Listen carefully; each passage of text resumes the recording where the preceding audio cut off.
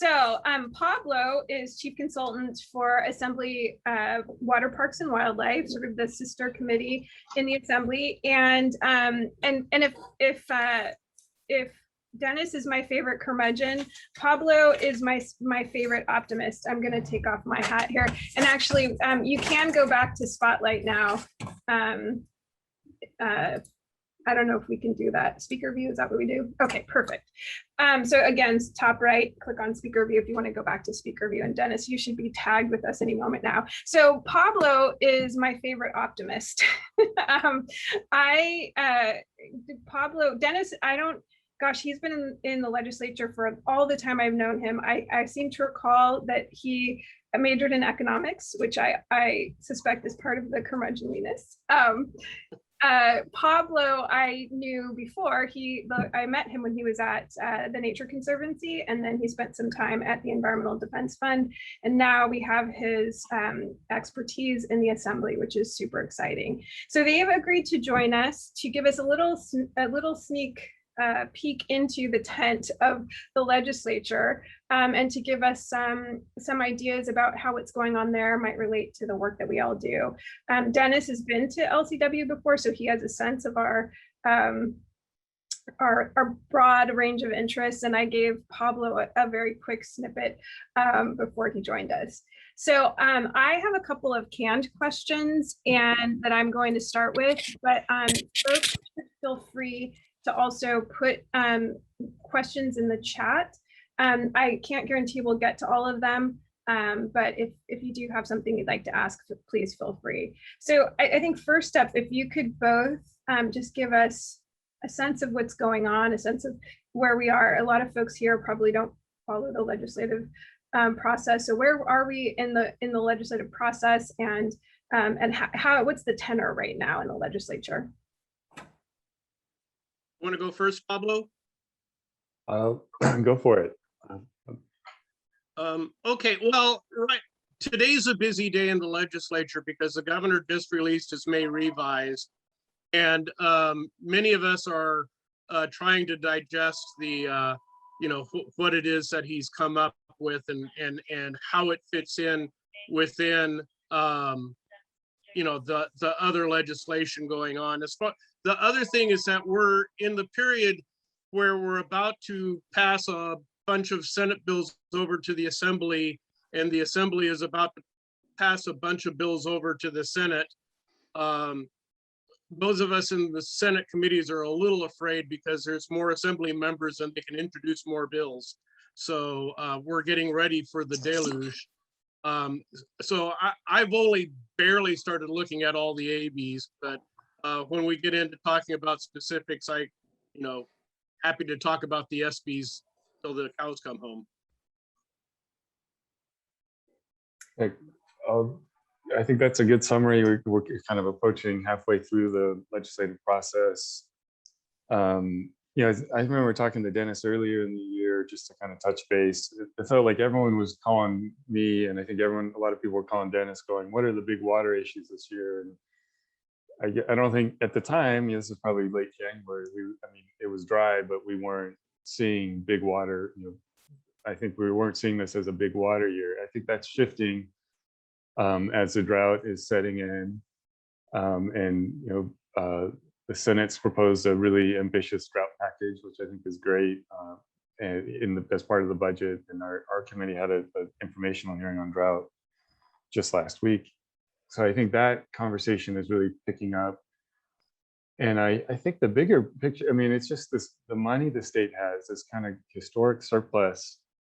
I don't know how much it is, but I've heard anywhere from 40 to 100 billion thrown around as the number. And it's a combination of, I think what's roughly 16.5 billion in sort of ahead of projections in terms of revenue collections right now, and then the federal money that the state has received. So, I think the governor's unveiling a lot of really ambitious plans for spending that money. Both the Assembly's looking at that as well, and so is the Senate. So I think, I haven't been doing this forever, but I have a little bit of experience, and I've never seen anything like this. It's sort of like if you were asking for $1 or $2 million, it was this major struggle. You know, when I was at EDF or the Nature Conservancy, to get just a few $1 million, which sounds like kind of dust right now. People are throwing around $1 billion here and there. So it's just this really, so that's a good problem to have, I think. To, you know, how do we spend money? And I think I'm pleased that the drought has become a major focus of the governor, the Senate, and the Assembly's, you know, a little behind, but we're there. And so I think it's sort of what sorts of investments can we talk about making to, you know, get through the summer and next year, God forbid, is dry, and, you know, and prepare for the, you know, future droughts. I'll just say, I started this job December 1st. I've been working remotely since December 1st. It's really weird to start a new job like that. And I'm sure some of you probably have, you know, I know Debbie, you started a new job remotely this year. And so it's a good thing I knew a lot of the people, the chair of the committee well, but it's bizarre, and we're still managing through this, you know, this pandemic and kind of what it means. I think we haven't got any formal directions in the Assembly on when and if we'll be going back full time. I don't think we will this summer. They are now permitting up to 3 people per office. It's voluntary, kind of at the discretion of the Assembly member. But more and more people are showing up in the Capitol now. It seems like when I'm on Zooms or whatever, and you know, maybe post June 15th, that may shift, you know, because that's sort of when the governor's talked about reopening. So, you know, they anyway, I don't know what it looks like the rest of the summer, but I think I'll be spending more time in the office. I welcome that. I do need to find childcare first, having that challenge, but I think hopefully, you know, last year was just crazy, and I wasn't in the legislature, I was outside, but I just watching it was bizarre and frustrating. I think this year things have been a little more normal process-wise, but still, you know, everyone's remote, so it's certainly not normal. Anyway, I'll stop there, but that's sort of my sort of broad overview. Lots of money, still remote, you know, I guess is my summary. So how do you advise folks who are engaged in LCW? What's the best advice on how to engage under these conditions, where, you know, it used to be, I was joking with somebody the other day, I was like, well, I'm happy to introduce you to Kip, but my I don't know, my secret passageway right now, I used to, you know, go in the back way after hours, and Kip's always there. And how do you get to Kip? And, you know, you can text him, but gosh, he almost never responds unless you're someone super special. But that's the sort of more in the weeds, but just generally, like, how do people access the legislative process? And are there any collaborations that are going on in related to water? Like, where's the game? Like, who are the people who are outside of the legislature that you all are hearing from the most, who you see being influential in the water conversations? Well, I can start. You know, as far as how do you get engaged and all that stuff, the absolute easiest way is email. It seems like people who I didn't think even knew who I was are sending me emails these days. And it seems that pretty much every lobbyist somehow has my cell phone number too. So phoning works good too. So you know, our emails are easy to find and such. That's the quickest and easiest. Now, I will say some of us are more responsive to unsolicited emails than others. And it's probably a function of how busy are you. This would not be a good time to send an email to the budget staff, as an example, because they are, or the LAO for that matter, because I was talking with them earlier today and they're up to their eyeballs and stuff, trying to figure out what's going on and all that stuff, trying to compare the Senate proposal, which is all focused on things that would result in more water this year or next, compared to the governor's proposal, which my understanding has some of the stuff has really long encumbrance periods. So this is, a lot of their quote unquote drought investments are long-term drought investments. So how do you sort through all that? So they're busier than heck, and KIP is tied up in that. We're also in the period where we're trying to decide which bills we're going to free out of the appropriations committee. So the fiscal people who aren't working on budget are working on that. So on the other hand, I have time. Send me a note on that stuff. As far as who are the players outside of the legislature,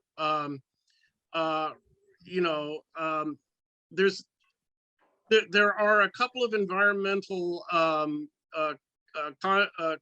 consulting lobbyists that are looking out for their clients and stuff and these stuff, but pretty much it's just that, if you have an issue, you're on it. The California Association of Municipal Utilities has been very active this year in like trying to deal with drought preparedness for small systems, which is not something that you would normally think they would be very much involved in, but they're just all over that this year. They're much more active than, say, the Association of California Water Agencies is in legislative stuff this year, which is an interesting shift. The major environmental organizations are still doing their things. Not hearing that much from the smaller, more local environmental organizations and NGOs. There's, part of it is just a problem of wavelength. There's a lot of stuff going on, and there's only so many things you can focus on. There's no one that stands out more than the others. I think they're all pretty much, the same. I don't know, Pablo, what's your experience been? Yeah, I agree with a lot of what you said. Particularly, I mean, in terms of actors, I think the California Municipal Utilities Association is really has been very active on a number of bills. And they're on the drought planning, also on the water debt, water arrearages issue, they're really out in front. I hear a lot from kind of the EJ coalition. I know the Safe Drinking Water, it's Clean Water Action, Community Water Center, Leadership Council for Justice and Accountability. They've been working together for years now on these on safe drinking water. So they seem to be everywhere. I've done, and I talk to them a lot. I work for the Nature Conservancy, so I usually am hearing in contact with my former boss, Jay Ziegler there, and hear what he's bending my ear. But yeah, I think that's, and then it depends on the bill. There's different players involved in more specific issues. And I think Water Foundation has been pretty active, or at least their grantees, on Sustainable Groundwater Management Act issues. It's interesting that Roger Dickinson, who was one of the authors of Sigma, is now at the Local Government Commission, and he's gotten engaged, and he has a lot of relationships directly with members. So I think he's been able to get really good access, and he was on my rec basketball team for a few years, so he always knows how to get in touch with me too. And then in terms of like just how to engage a legislator, like Dennis said, email, cell phones. A lot of people have our cell phones now. I mean, I think this is really an in-person kind of business, and so it's unfortunate that we're missing a lot of sort of the organic conversations that just happen throughout the day or week when you bump into someone. I guess from a staff perspective, you can't be stalked the way, like I remember stalking Dennis during Sigma a couple times. He'd come out of his office and I'd be standing there. I don't think he really appreciated that, but anyhow, I mean, so maybe that's from our perspective, that's an improvement, but it is hard to get, the access is not as good as it would be. So I think you really have to be deliberate in reaching out, trying to get on people's calendar. I mean, the positive sign there is we're all very comfortable now with Zoom or these platforms. I have like 4 different video conferencing, and I even use it to keep in touch with friends. I didn't, like my old high school buddies, I wouldn't have been like, hey, let's do a Zoom on Saturday night like a year ago, but now we've done that. And I think so that's I think that's a positive sign that, particularly for people who aren't coming to Sacramento, I think this might be something we continue to use. And since you can't get the face-to-face, at least you can get the virtual face. And I hope that continues and maybe is a positive outcome of all this. But yeah, you really have to be deliberate and in what you're doing to kind of get meetings and get on people's calendar. So I'm just popping into the chat. So people might be thinking, so how do I get somebody's email address? So email addresses are available pretty reliably. When I first started out, even email addresses were hard to come by on the web pages. Now you should be able to find a way to do email interface. And I loved, Pablo, that your committee has a button you can click on in your email even that says comment here. That's so much has evolved. And I love that you also put your email right there in the chat. Thank you. And I will also put the link for Ledge Info, so for folks who want information about specific bills. But I'm just going to pull out what the questions that have been popped in the chat. I'm going to read them all, and because we are going to eventually run out of time. Dennis and Pablo, you can feel free to answer the ones that speak to you. So let me see. First one I have is, how can we require cover crops protecting soil in the Central Valley year-round to cool the climate there and increase transpiration? Second one is, how do we prevent expensive carbon capture infrastructure and instead invest in putting carbon back into the soil by transforming agricultural practice? The third one is a specific question to you, Pablo, asking about AB 2551 that Trina thinks is linked to the northeastern headwaters and is related to the implementation of AB 1492. And then the last one I have is what's going on with SB 351, and is there an assembly companion bill? Well, I can delete. We have a number of bills that are climate adaptation type bills. Let me click a button and just sort of click out a couple of them that you might be interested in following. Senator Skinner has SB 27, which establishes state goals for natural and working landscapes for carbon sequestration. That might be something that you're interested in. As I scroll, pushing, I'm technologically inept right now, which happens. Senator Stern has one, SB 63, which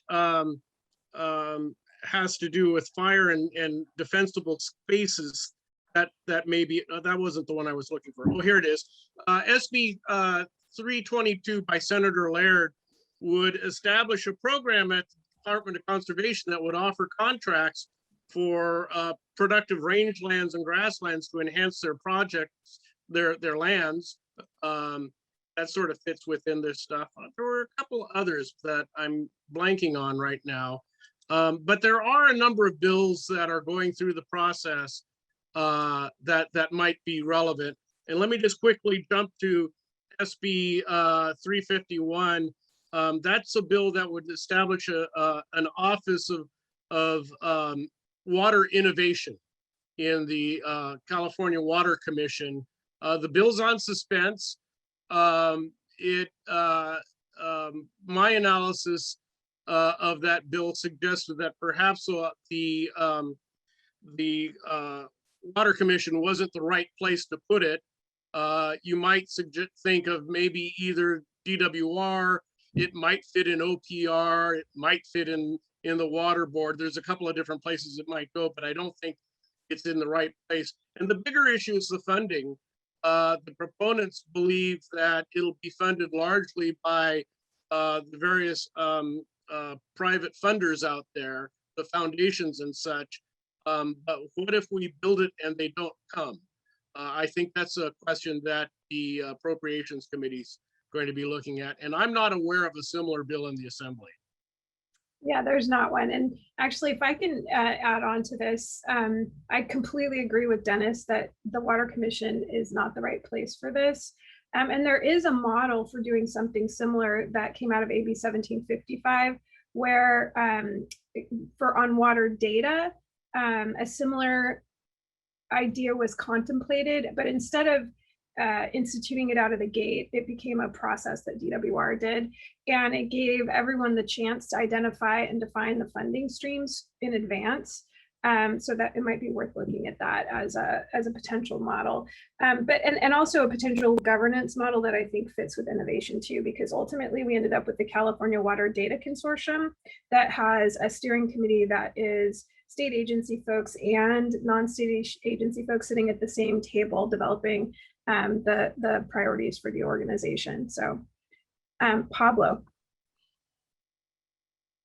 On the cover crops, I think, I mean, I'd be interested. There's a Healthy Soils program over at the Department of Food and Agriculture that has been in existence for several years now and had funding through the cap and trade auction revenue.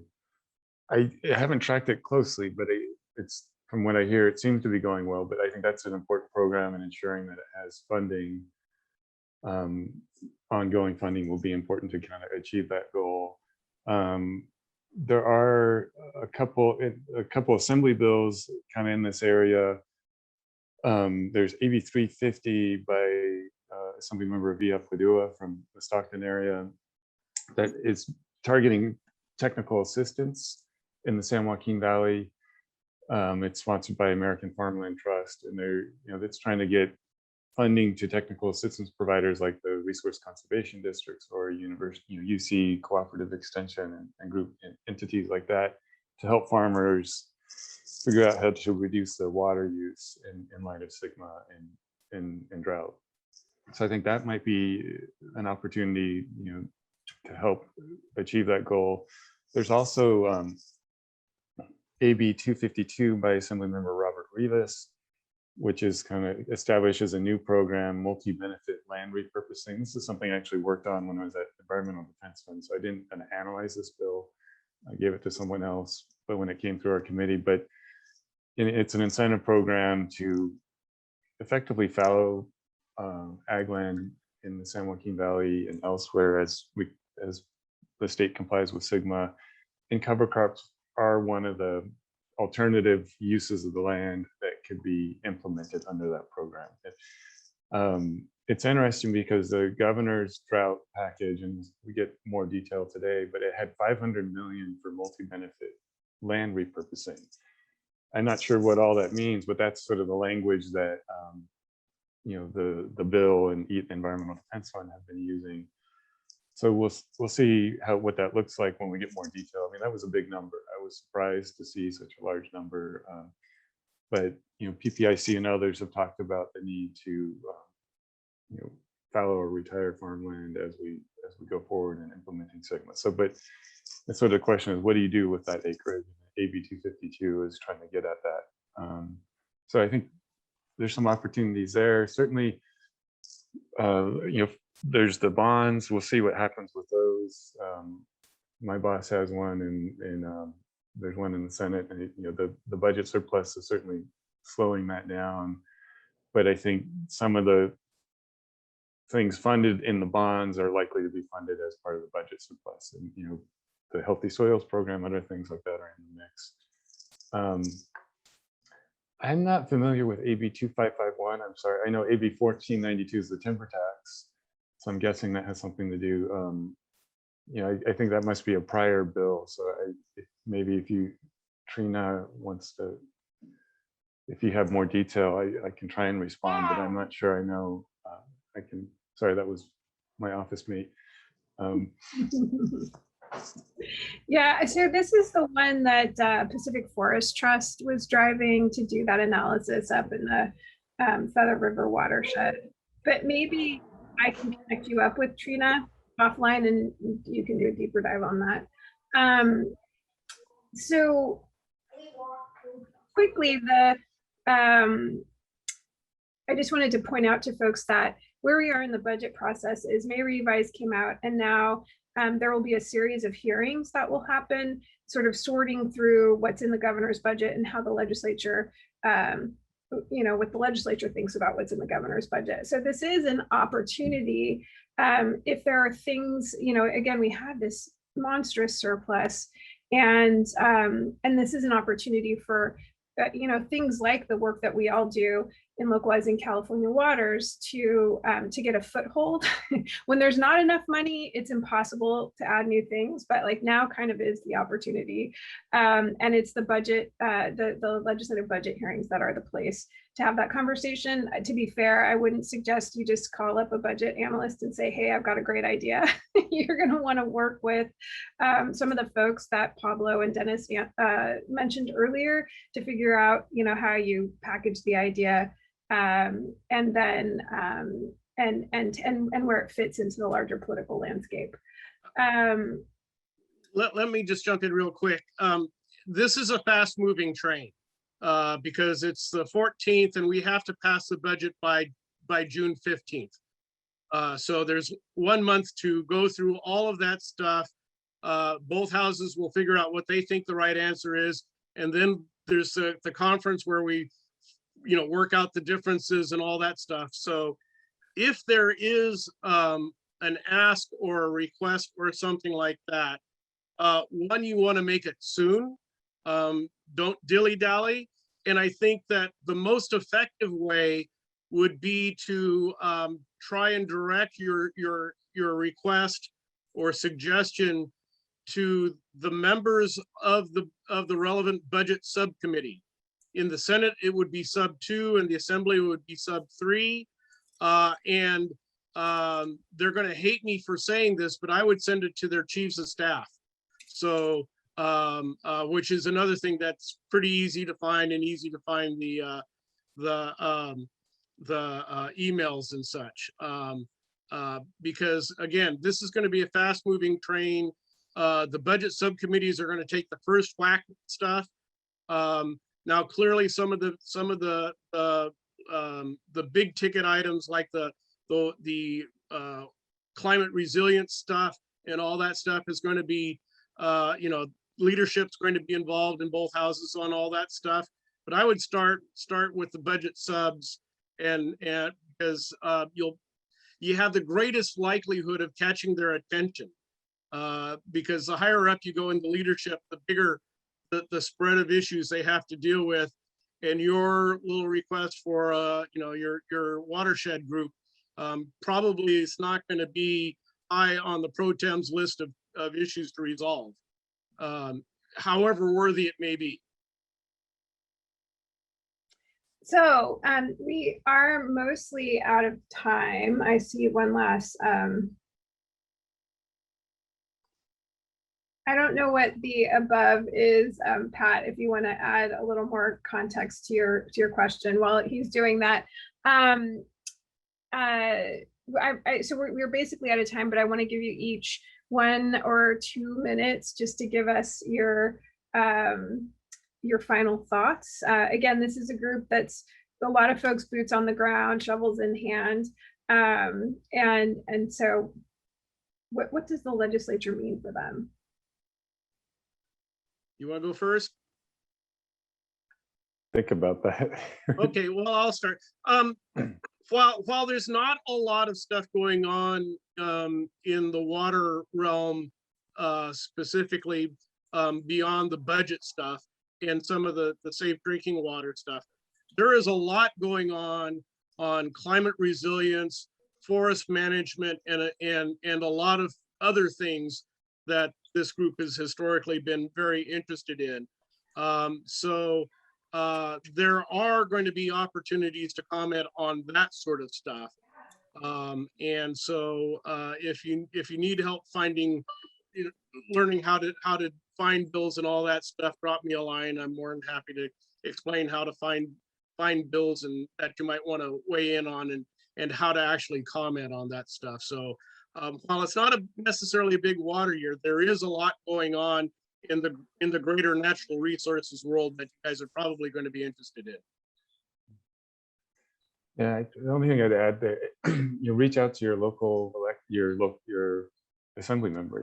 If you're wherever you're based, reach out to their office and make sure develop a relationship there. So they're hearing. I know it can feel kind of like it's going into a vacuum, but it's important for them to hear kind of what's going on in their districts. I think they're going to be assembly members and senators, in my experience, are always really interested in what's going on from actual constituents. So if you can develop or deepen a relationship there, that's really helpful. And then you have a champion for your issue, either if it's a bill or a budget ask or something else. You have I think that's really important to have that relationship.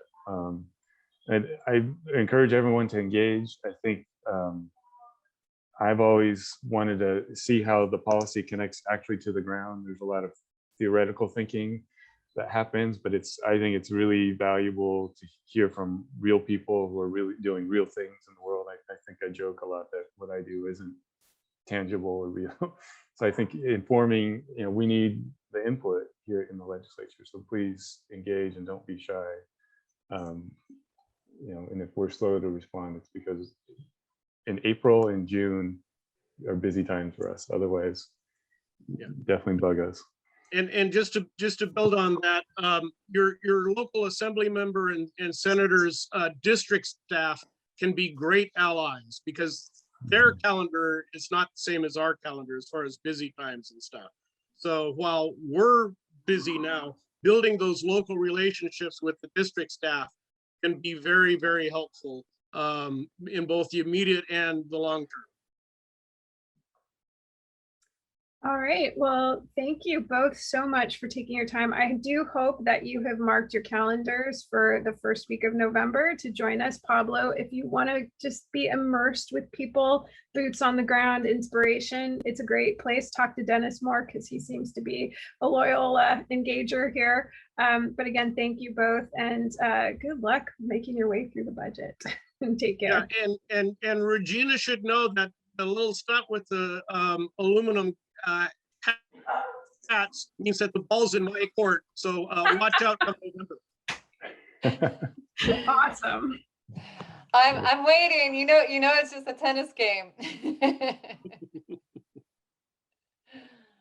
All right. Thank you, Debbie, for moderating. Thank you, Pablo, for being inoculated, and we promise to be kind to you. Dennis, always. One of the reasons, just to drive this home, we on the ground sometimes are also just on the ground, or we're just in the middle of the body, or we're just at the top doing policy or legislative work, and we need to connect. So this might be out of your wheelhouse to have these conversations. It's really important that we connect. That's what LCW is for.